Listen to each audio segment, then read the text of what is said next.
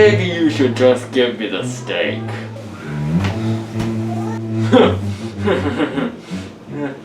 Hey, that's not fair, you can't!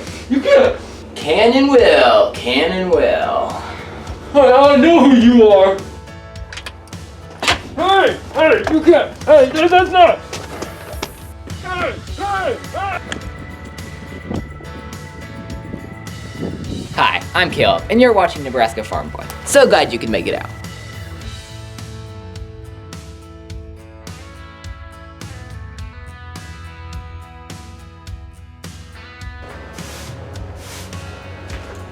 A broom actually makes a pretty good weapon for two reasons, I would say. For one is its length.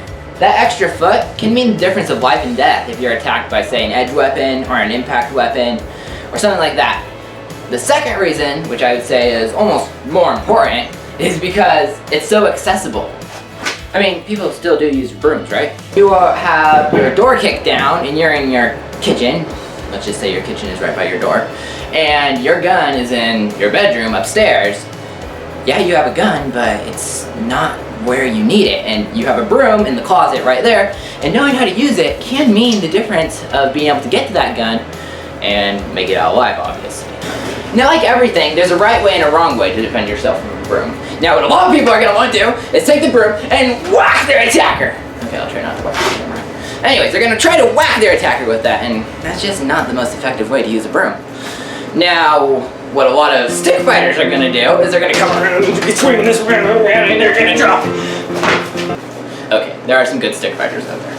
But the average person just isn't going to practice enough to be good at spinning. I mean, it's just not practical. I mean, say you're in a doorway or a hallway and you just don't have room for that. It's good because it keeps the attacker back, but this is self-defense. It needs to be practical. It needs to always work. So, what does work? Now, before you even start thinking of how to use a broom in self-defense, you have to get proper footwork, basically known as the fighter stance or the outlet stance. So basically what you're going to want to do is you're going to want to put your right foot back and your left foot forwards. Obviously, you're going to want to practice everything you do, standing in the normal way you stand as well, but the way to maximize every strike you make is always to be in an outlet stance. So you put your right foot back, left foot forward. This is called a right hand outlet stance. If you're left-handed, reverse that. I'm right-handed, so we'll do it this way. Now you're going to want to have your knees slightly bent. You're going to want to have the heel of your back foot slightly raised, just enough, as they always say, so you can slide paper underneath it. You're going to want to be standing on the ball of your foot. Now you're going to want to do that on the front too. I mean, if that doesn't feel comfortable, for me it does not feel comfortable. I always stand flat-footed on my front foot and on the ball of my back foot. Obviously, you're going to have to change this a little bit to make it work for you. Now this is obviously going to change because you're fighting with a broom here, but to go on with the outlet stance, for hand work, you're going to want to have your elbows down on your side. That protects your ribs. You're going to want to have your hands up here so that you can block as necessary or strike. And then you're going to want to have your chin tucked, and you're going to want to keep your tongue out from between your teeth. Just a quick little fun project for you. Put your tongue between your teeth and ow, don't do that. So basically you should end up looking somewhat like this. Now, this is going to change because I'm going to take my broom. I'm going to grasp the broom with my right hand back. Obviously, we'll change that if we're left-handed. Right hand back. Right hand back, thumb pointing up. Left hand on the front, thumb pointing up. So both thumbs pointing up like this. Like you're going to stab somebody, you know? Now, what you don't want to do is you don't want to be standing like this. I mean, like, you know what you always see on the movies with the medieval spearmen, you know. Anyways, we've all seen that. So you're going to end up looking like this, which is actually going to look like this if they're directly in front of you. And so you're going to be like this, and as they come forward, the thief, no good, bad, and whatever he is, you're going to wait until he is right here. Right here. You aren't going to want to thrust forwards out like that because you're going to miss. And you're going to lose a lot of your energy. You're going to want to get him just a little bit of ways, and then you're going to want to strike forwards into him. Now that's what you want to be able to do, but unfortunately in self-defense, we never really get what we want. Because, say, you're going to be sweeping like this, if you're good at sweeping like me, and then bad guy's going to come along, and you are going to be so startled, and you might end up like this, instead of this.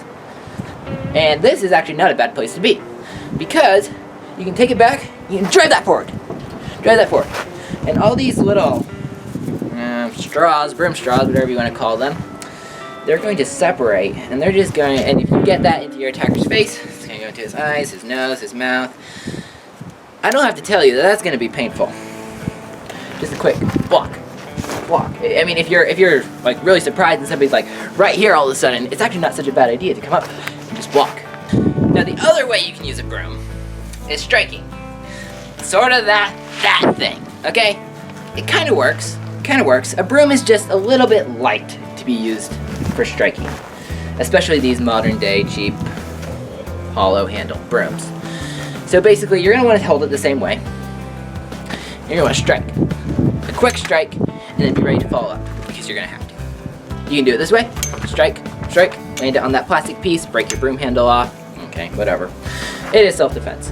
And then the other way you can use a broom is for blocking. Somebody's coming in with an impact weapon, you bring it up, you want to stop it, I would say, in between these two hands, because that's where you're going to have the most strength. If you try to stop it here, suddenly this hand's becoming a furculum, and for bringing that broom down that way. So you have a lever on this side, you're trying to hang on to a lever on this side, and your other hand has become nothing but a furculum. With this, you block it, you're stopping it with both hands, and you want to hold it at a slight angle. I'm kind of exaggerating it, but you want to hold it at a slight angle so that it kind of encourages the weapon to slide instead of just hit, which can cause damage to you. Obviously, you have to be careful with that too, because you don't want the weapon to slide down into your hand. Now, obviously, if somebody's like swinging a tire iron at you, I mean, like, if this is what you gotta do, you can stop them with that. I mean, all of these rules that I'm telling you, they're gonna have to change. You're gonna have to look different, because you're never gonna be able to do it perfectly. It's gonna be stressful, unlike anything you've ever experienced. So it's not like I'm telling you. You have to stop. Bad guy, stop. I need to get ready. Okay, anyways. Then, of course, the other way you can use a broom, which, let's call it an optional technique, is you could take your broom and you could bring it in between the bad guy's legs, and you could pull, you could trip him up. Very difficult to do. Very impractical. It's that kind of like that swinging around your stick if you're a stick fighter. So of course, one thing that I can't stress enough is that when you are fighting with a broom, never forget that you still have your legs. That outlet stance that I showed you sets you up perfectly for doing kicks, knees, strikes, whatever you're gonna do. Just remember, practice those. So basically, if you have your broom like this, the bad guy sees the broom. He's like, okay, watch out for the broom. And he'll be focused on the broom when suddenly that comes along and knocks him out. So, or maybe he has the broom, you're fighting for it. Don't just get stuck fighting for the broom. You don't need the broom. Just bring your knee. Use your knee. Start striking him with that.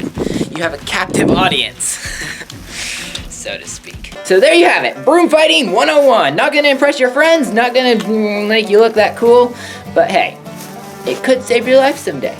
And I can't tell you everything there is to use a broom for self-defense. I'm just trying to give you pointers so that you can know how to take it from there. It's called gumption. Self-defense is exactly what it sounds like. It's self-defense. You have to make it what works for you. What works for another person for self-defense may not protect yourself. Okay, that's a lot of selves. Anyways, remember, it doesn't have to be pretty. It's not a sport. Self-defense is not pretty. Your goal is to incapacitate an attacker so that he can no longer harm you or your loved ones. Remember, always be careful when practicing these techniques with others. It's dangerous and can cause great bodily injury. And remember, never use this on anybody else unless you are in fear of death or great bodily harm. Anything more will lead to a legal can of worms, and hey, it's not the Christian thing to do. Well, that's it for this time, folks. Gotta go now. Hope you enjoyed the video. Get out there and hunt.